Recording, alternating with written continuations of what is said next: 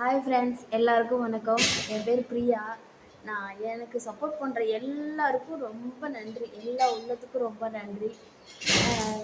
அதனால் கொஞ்சம் வீடியோ போட முடியல. 2 பசங்க இருக்காங்க. நான் ஹவுஸ் ஒய்ஃபு. அதனால் என்னால் முடிஞ்சு சின்ன சின்ன வீடியோ தான் போடுறேன். சப்போர்ட் பண்ணுறதுக்கு ரொம்ப நன்றி.